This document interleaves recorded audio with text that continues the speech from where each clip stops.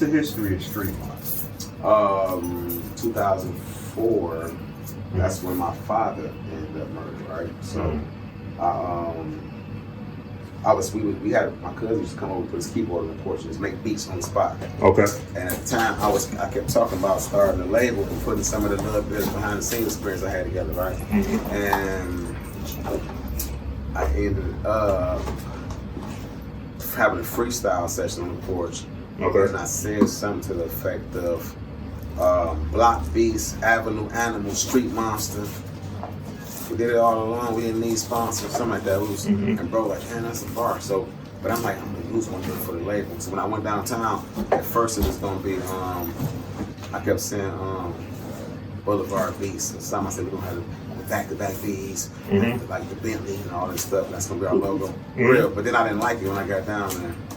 And there was this little thick chick in the line, and she was starting her cleaning company, her home. And I'm like, man, that's bad strap thing. So I'm like. I'm telling Sticks, I'm like, you Zooty. I said, excuse me, I said, which one sound better? I gave her the option. I said, Avenue Animal, Block Beast, Boulevard Beast, Street Monster. She's like, I think Street Monster. I'm like, me too. And so that's what I did. I ended up doing Street Monster and then making the Monster acronym for moving on nonstop to the Sauce of the Rich. Okay. Yeah,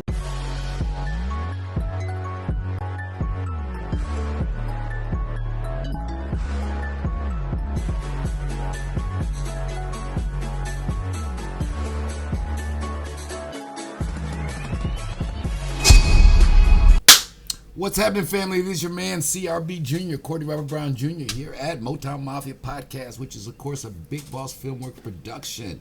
We got some special guests in the house, and then we got on the far end my partner in crime in these endeavors, the Lou the Great. What up, fam? What up, man? Everything good with you? Man, loving life, brother. All right, you done brought your team in, a referral.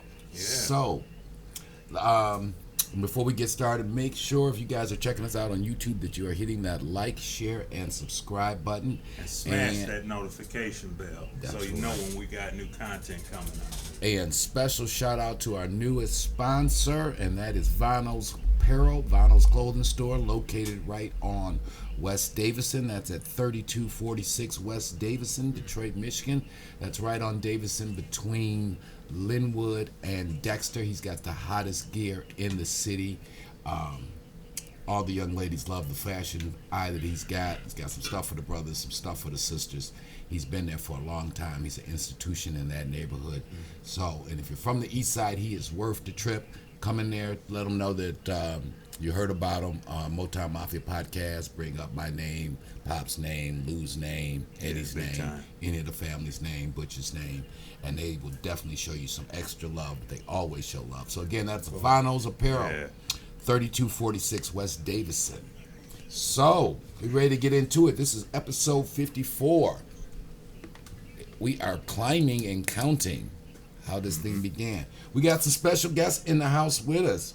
We got Stella Lucas. Stella Lucas is the mom of Kenneth Bailey. That is Ken, the Street Monster Bailey. Ken is a brother here from the D. Retired from the streets. Retired from the streets is his platform name. Is that the exact name? Retired from the streets? Retired from the Streets TV on YouTube. Retired from the Streets. I have a group on Facebook. All right. So I've been checking out some of his content, preparing for this interview. I found it entertaining. I think you guys will too. So before we get into it, Ken. Yes, sir. Let the family out there know your backstory. Tell them a little bit about yourself. Well, I'm a Detroit native. I grew up in Detroit in the Jeffries housing project, what we call the Little Side, 920 Temple. So I come from a traditional hardworking background. Mom's was a hustler ever since I was little and embedded that Detroit mentality of being just a hard worker, you know, that blue collar background. So that's my story coming up. Okay. Always was a scholar student, you know, did good at school. But growing up in a household where your father figure is a major figure in the drug, you know, game, of course I had that pulled towards the street too. So coming out of high school, I got into the streets a little bit, you know, heavier than what I used to would have been had I went to school. I didn't want to go to school, which was crazy because 3 years later I graduated to the penitentiary. So what year did you graduate from high school? 1994. 1994. Yes. Okay, so you're a little younger than me. Mm-hmm. Yeah.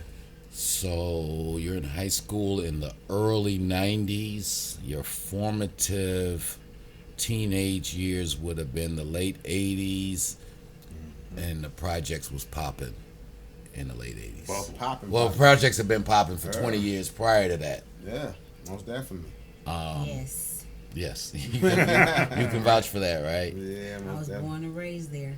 Well, you saw the actual, because on my mother's side of the family, the Robinsons, all came out of the projects. Okay. Okay. So that'd have been Frank Robinson, Lee Robinson, my mom's uncles, Freddie Robinson. My mother was Teresa Robinson then. Auntie, God rest her soul, was Sandra Robinson. And they were raised by my great-grandmother, who was Maggie Robinson. So were they on the little side or the No, big they were in side? the towers. So the big side. They were on the big side. Okay. My earliest memories are the Jeffrey projects. So, yeah, by the late '60s, early '70s, there was, the dichotomy or the uniqueness of the black experience in America, because there probably was no neighborhood in the city that had actually more cash in it than those housing projects. Yeah. For That's real. true. That's a fact, right? Yeah, definitely was. Yeah. There was people with some phenomenal amounts of money right there Yeah. in those Okay. housing projects. Yes, sir. So that influenced you. Yeah, definitely. So by the time you get out of high school in the mid '90s, the allure of the street was taking hold. Yep. Then I had a baby on the way at 19, so I didn't want to be panhandling for my parents. So I was like, and then I got a father who he was more like, bro, at this age, at 12 I had my own Cadillac. At 15 I had, so that pressure of that too, I just didn't want to hear nothing he had to say. So I just wanted to get my own, and then I wanted to kind of come up under that shadow because everybody assumed we were spoon fed. Okay. And silver spoon because they saw. Oh, I kind of know a little bit about that. You know what I mean? Yeah. So they like, you don't have to do this. You don't have to do that. So I wanted to make sure everybody understood. I did this myself. Right on. Knucklehead. But, So a lot of the people who are in our orbit, they would have been around still. Freaky Steve and all them were still around. Are they still around? Freaky Steve is still that around? might be Huckabuck? Huckabuck. Huckabuck is I still. remember Huckabuck. Okay. I remember that Huckabuck. name. Yeah. Yeah. I don't know these people. I remember Huckabuck The name. statute of limitations is long. Statute of, you ain't got to worry, Mom. Statute of limitations, we got good lawyers. We've checked out all this stuff. Statute of limitations is long since passed, and all issues have been completely litigated. Yeah. Sentences served, No, and the majority of it now public record. yeah. She's old school. She like, we can't talk about that. Ain't no nothing. Ain't nothing. Okay, so 19, out of school, baby on the way. Streets are calling. Definitely calling. What happens? Well, it was a mixture of me trying to get into some type of schooling. Okay. And then also having a job. I kept jobs, but I just always hustled, like, some tree or something on the side, Okay. just to, fatten the pockets, and a bunch of retail stuff I was into, like, I was tearing the retail operation stuff. But, yeah, so a lot of that was going on, and then it was make a decision what you gonna do next, and, like I say, baby on the way, we lost the baby. Oh. And then that, just going into that depression, looking back, it was a depression. At the time, I just figured this girl tripping, she wanted a baby right away, and I'm figuring like I'm hurt and depressed too, but we both started working. I left hustling alone, and it just, to the pressure of just working all the time and busting my butt, and my homeboys pulling up through the drive-through, and I'm at KFC, I just like, this ain't popping. I'm making $6 an hour. Yeah, so yeah, that was what happened next. Job, quit that, started back hustling weed and throwing freak parties. Okay. Okay. Good business. Yeah. Good business. Right. But I think people sometimes, if you haven't come from that environment, because I think you kind of alluded that your pops was getting money and was kind of known in the streets, right? Yeah. It is so. I'll never forget. It was a white guy that owned a couple of junkyards or scrap yards, and he did time with Pops and Eddie. And he said something. He said, you know, what do they think a guy like Eddie's gonna do when he gets out? He's gonna go get a job at Sears? Right. He's like, if the government had any brains, guys like that, they'd give him a pension and just say, go sit down, leave us alone. Yeah, that's a fact. Because, Right. and you know, I'll never forget that when a guy said it's coming from a white guy, and he was Right. like, because he's like, there's no way guys like that go straight. Yeah. No. No, right? Yeah. It's just no way, because once you know how it works and you've attained that level of success, and you know, people be on TV talking crazy, like, why don't they just go get a job? Well, It's hard. It's hard. Hard. And it's, to a certain extent, it's like once the cucumber becomes a pickle, there's no reversing. Right. No, for sure. There's no reversing the Yeah. process. Right? Totally different taste. Yeah. That's you know, the only way hustlers have to find another hustle, but they can't stop hustling. No, that's That's it. right. It's just like I gotta be able to do something that provides this same type of Lifestyle. lifestyle And freedom. Yeah, that's really. What I it's tell about. people all the time, a lot of the allure of the streets wasn't just the money. Yeah. It was the freedom, the camaraderie, and the lifestyle. Because in our society, how many other now you see it in the hip hop music industry. Yeah. But prior to that, what other was it where black men could get together, not be dependent on white men or anybody Right. else, Right. be able to be themselves, support their families, True. and not feel oppressed? Exactly. The streets were the only avenue that world existed in. Exactly. And to step away from it, to go punch a clock, Yeah. and this is in all respect to working people. Same situation. No, I come yeah. from family work, you know, auntie 40 years at the phone company at Michigan Bell, and all my uncle, you know, Michigan Bell did right by a lot of sisters in Yeah. this town. Yeah, definitely. yeah, my mother's one of them. Michigan Bell did right, you Nah, know. for real. Salute to the old Ma Bell. Right. Used to be Michigan Salute Bell. Ma Bell. You know, we can say we want about corporate America, but that company there in this town Exactly. did right by a lot of black families. That's Yeah, right. it's the truth. My For real. cousin used to work there too. Yeah. Wow.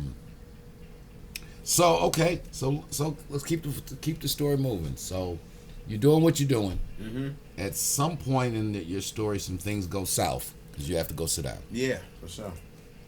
And how long do you have to go sit down for?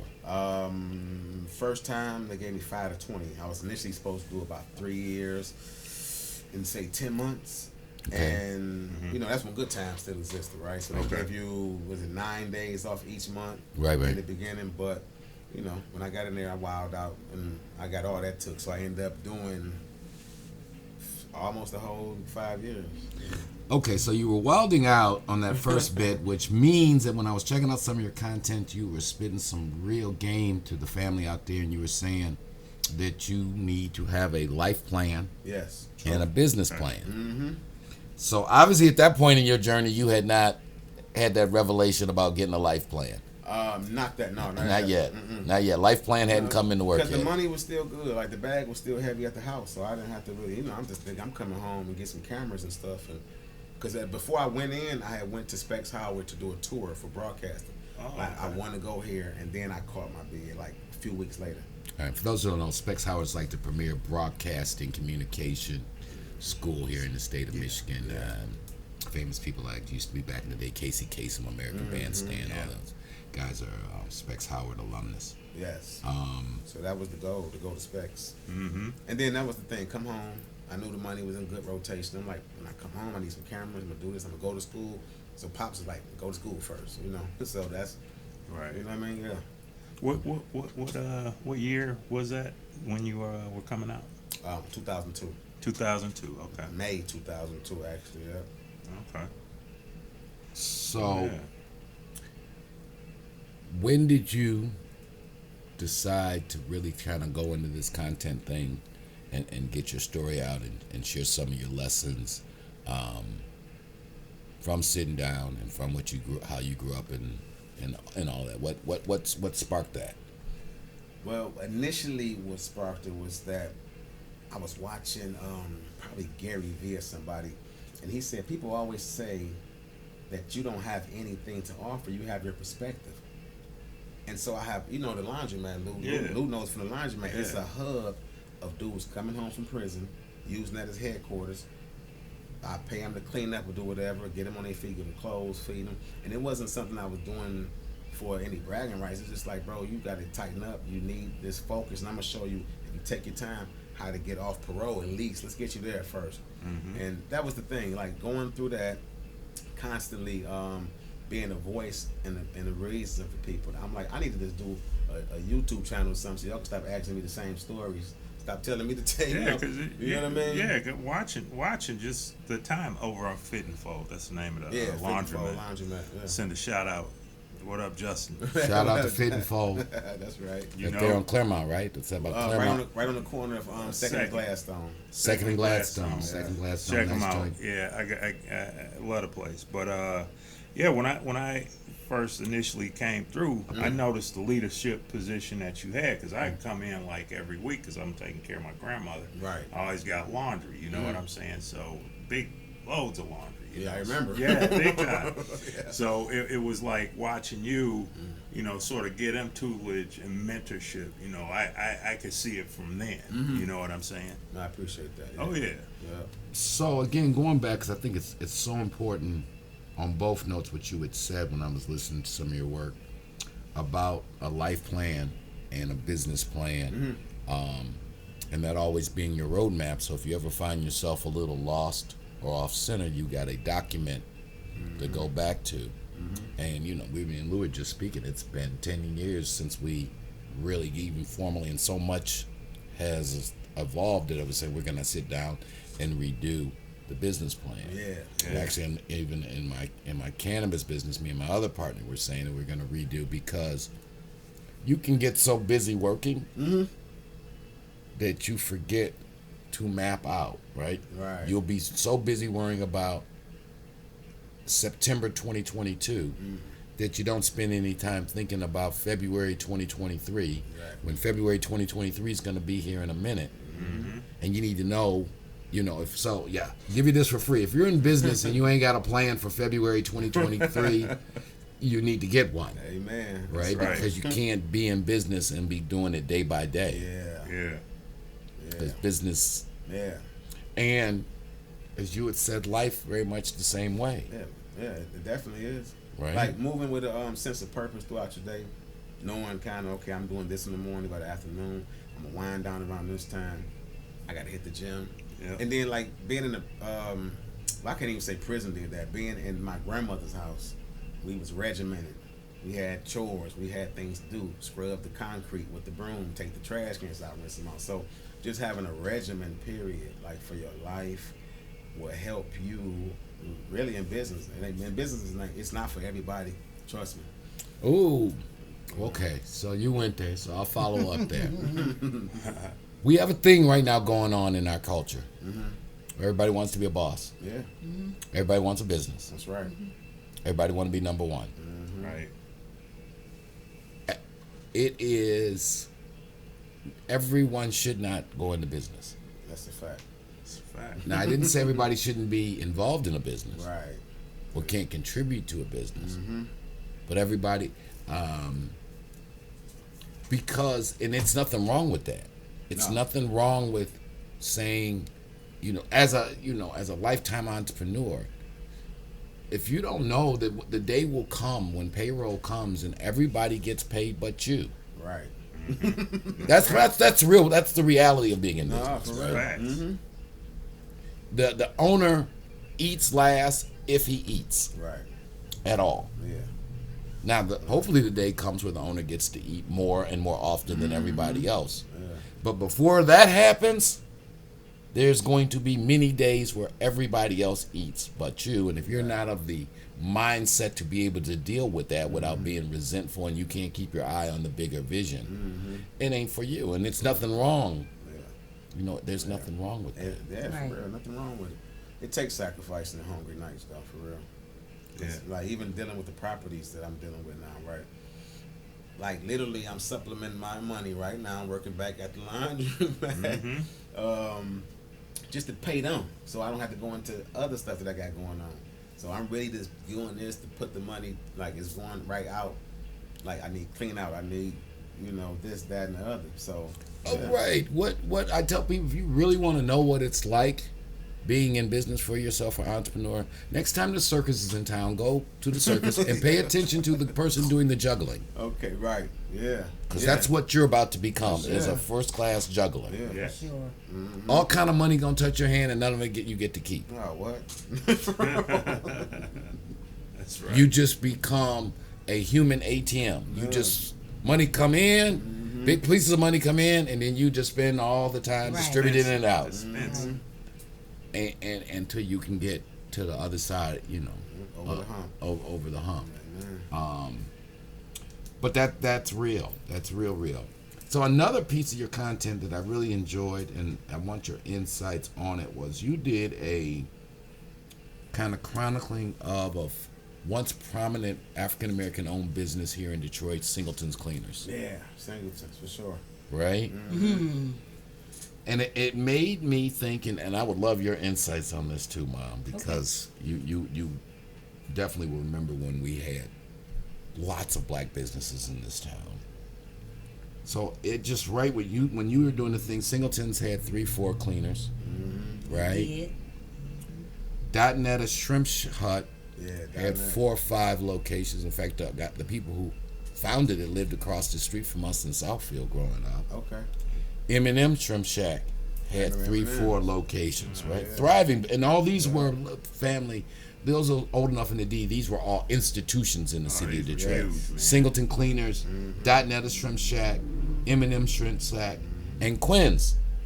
Queens. Remind me. Parks Barbecue. Parks Barbecue, Greens Greens on Mac, and Mac on and, on Mac. Yeah. What's that? The Strath Street. What's that? Good shit. Grandma, I mean, me. It was Canton Canton. or Concord. I was Canton. One of the, Canton. Yeah. and then you had Young's Barbecue too. Ooh-wee. Oh my goodness! Ooh. Don't talk. Oh my! I could taste that just from Right. you saying that now. I What could about smell it Alabama style chicken too? Otis Yeah. Harville. Oh yeah. on Kercheval. Mm-hmm. Yeah. So yeah, them institutions. Institutions, none of them exist. But now there are over 50 Captain J's I know. fish and right? chicken locations. No, again, everybody know I do a lot of business with the Arab community. Right. So I'm not trying to throw no shade. They're doing what they're supposed to No, do, most definitely. right? Yeah. But Young's Barbecue got bought out by an Arab businessman. Wow. It's now Really? called Royals. Right there on Island. Young's is now called Royals. It's owned by the Arab community. I didn't know that. As these legendary multi-decade black shrimp huts went out of business, Dotnetta's, M&M, Quinn's, it wasn't that black folks in Detroit stopped eating shrimp and Right. chicken, Exactly. because as we see with the success of Captain J's, Yeah. It's very much still a viable business. it's Yeah. Very much. Singletons. Mm-hmm. I think I'd heard, and I won't go into because I don't like talk about things I don't know I talk about, but it was some legal issues that perhaps expedited Singleton's closing up. Yeah. See, I wasn't familiar with that part, so I didn't touch on it either. Yeah. But what it makes me, what saddens me in all those cases is, let's just keep it real. Detroit's always had half the money in this city always been underground money from the beginning, Yep. Yeah. right? Yeah. So as we were talking about in the housing projects, whether it was the Bruces or the Jeffries, it was phenomenal. They might have had more money in the projects than they had at the bank, right? Yeah. But nobody, somehow we've got to the point in our community where nobody put out a word to say, you know, what, for whatever reason, Dotnetta's family, the people don't want to, the kids don't want to take over the business. Singletons, you know, they run it in, they got some issues. this is a black-owned business, everybody know them before we let it just board up and be gone. Mm-hmm. Let's pull that money. You know, together. the money that it would have took, that I'm sure the Singletons would have took, is money that our community spends at the club on Friday night. Facts. On Hennessy. Yes. Just Hennessy alone. Yeah. Give me one Friday night's Hennessy sales in this town. And we just got to do better. I mean, because it's mystifying. And you have family, you have to know the rest of the world is looking at us like we're retarded. Definitely. Because they're like, okay, so these places have been in business for 20 years, 30 years. But whatever happens internal with their families, they're ready to pass it along. And nobody else in your community says, "I know, all right, you guys didn't took it this far. You got to go do what you got to go do. We'll take it from here. Here's your bread. Let's figure out a number that makes sense, Right.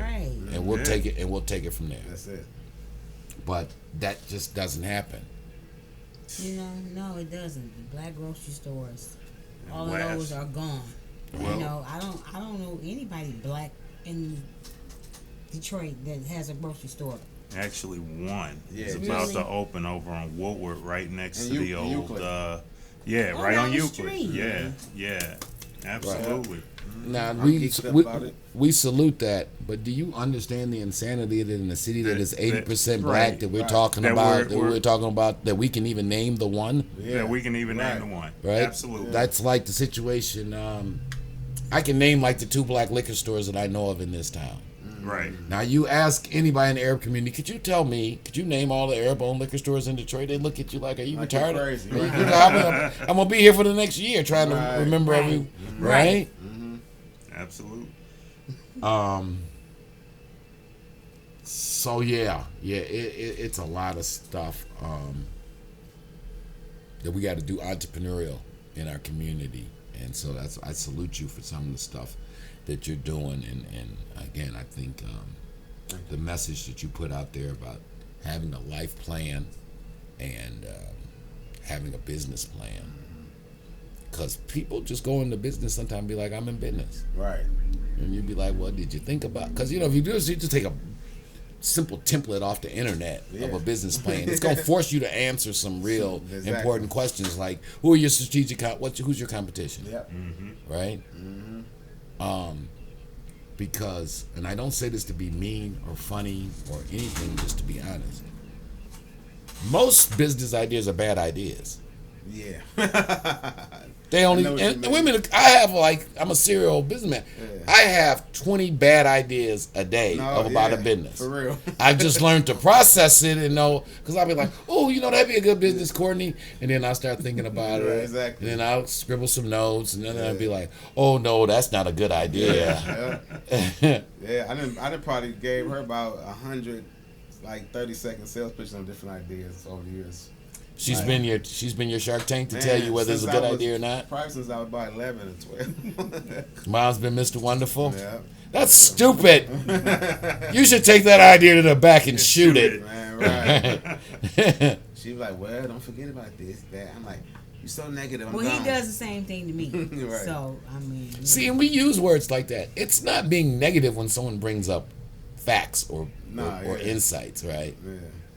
You'd be like, so you say you want to sell bikinis in Michigan. Right. You do know it's only summer, 3 months in Michigan, right? Right. Right? Exactly. You say you want to sell fur coats in Miami. The average temperature is about 80 degrees. For real. Humid. It might be room for one, but I don't think it's room for a whole lot of bikini shops. Or as we used to always joke, there's like a market for vegan cookies. Right. But most people like cookies with sugar. Yeah. Why don't you think about a good cookie that tastes good, that's real sweet? Make that, because people like that. We know that. Yeah. Find a good sweet cookie, you'll sell them. Yeah. Right? Then after you make some money doing that, then do your vegan line. Yeah, for real. But don't do it the other way around. Yeah, exactly. Right? Yeah. Right. Don't worry about people's calorie count when you're making your fried chicken.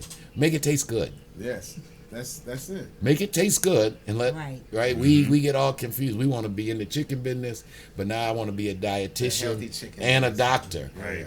I'm like, do you think the people at KFC counting calories? So Amish chicken. No. K- Right, that's they niche. Yeah. Right. That's their niche. Yeah, So that's a fact. it's out. But get the family out there. Your how they can reach you on your social media, and all that. Okay, well, I'm at O_G_Kenny on Instagram. And then as far as the YouTube channel, it's Retired from the Streets TV. The Facebook group is Retired from the Streets, without the TV. But that's it. I really don't communicate business-wise a lot on outside of the group and the Instagram and the YouTube channel. You know, my Facebook group mainly. You know, private friends and whatnot. You know, All right. the big Lou's of the world and whatnot. Right. All right, there it is. Mom, anything you want to say to the family out there? Well, actually, I've been kind of toggling over trying to do a book. We got to push Mom. We got to get a yeah. book out because I can tell you got a story in you. I do. I Mom's got a been story. working. Serious story. Yeah, Mom's been working. She sent me a whole bunch of notes I had to read through. I'm like, I love it. 'cause I'll just give you a little tidbit. Give us a tidbit. Mom. It's on the first 48. So it's surrounding that. Wow. So the story's already had a little bit of exposure already. Oh, it's Yeah. had a lot of bit of exposure. a lot of exposure. All right, well, Mom done put dangled some bait out there. So we gotta make it do. I just share this with you, Mom, what I share with all other people with entrepreneur ideas. I don't know how much you'll make or how successful it'll be if you do try. But I can tell you exactly what'll happen if you don't try. Oh, Exactly. amen. Yes, sir. Exactly. Yeah. You know? And I figured like this, it'll be therapy for me. No one's ever been caught for what happened. So, I mean, you know, Yeah, not I figured I would just turn tragedy into triumph. That's what it's about. That's what it's about. Amen. So that's awesome. So Very thank well you put. guys again. Any last words from you, Ken?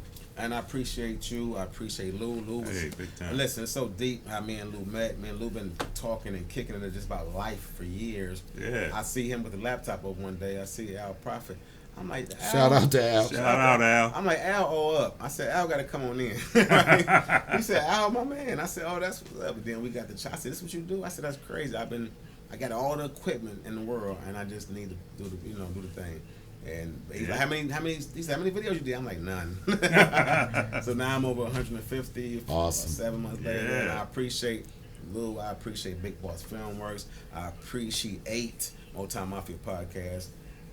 Listen, it's an honor just sitting down. You got so much history just in your DNA, big Thank bro. you. So I definitely appreciate it. It's an honor sitting down with you, brother. So thank you.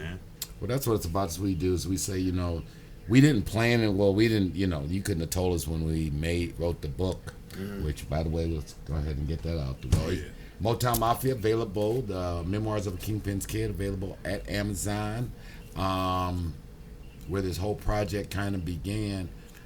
There wasn't even a thing called a podcast or content creator when we started Big Boss. So, we were just down at the Brewster reunion, and the fact that we become a voice for people like yourself and people from the streets of Detroit. The world is crazy now, and you got a lot of other people telling our stories, and we got to make sure that we stay in position to tell our story. We don't need interpreters to talk to our people. Right. Right. You know what I mean? We can talk to, and nobody can tell our story like us. Exactly. Right. Exactly. So, we embrace being a platform and an organ for all the people out there. Beautiful. Who know about the struggle. Amen. Because we ought to say. Yeah, that's Absolutely. The struggle is real. And the struggle is real. The struggle is relative. All right, wow. For sure. So awesome, fam. We're going to take a break. Again, it has been our pleasure to have Ken, the Street Monster Bailey, here. Make sure you guys check him out. The brother's doing some very awesome, positive things. I mean, again, if you don't do anything but follow his advice on getting a life plan and getting a business plan, you owe him for that. It is always a pleasure to have an elder queen here. So thank you, Mom, Thank you. sitting in with us. Yeah, y'all come back to the show anytime. Anytime, Thank you. Definitely. anytime. We'd love to have We you got back I'll throw a teaser out there. Just the craziness of your connection with the Kincaid family, and obviously, those who've seen Motown Mafia know Cedell Kincaid is mentioned Right. early in the documentary. Definitely. Small town. Detroit's the biggest small town in America. For real. That's right. You know, for real, Sure. the biggest small town in We are America. our own country, basically. Yes. So there it is. That's up. It's your man CRB Jr. Big Lou. You Big good? Lou in the house, man. We're going to take a little break before we get back to you. And again, shout out. Make sure you guys are out there supporting Kenneth Street, Monster Bailey. You know, this is how this thing is going to happen to improve this city. The things in life he's lived. If anybody's going to be able to help our young nephews and young homies out there, it's going to be people who actually didn't walk it and lived it, because they ain't trying to hear what the other people talking about. For real. So that's what we do. Love you guys. Hit like and subscribe and notification bell, right? Notification bell. All right, holla at your man. It's your people. Big Boss Filmworks. Motown Mafia. Big up. Peace. And do shit like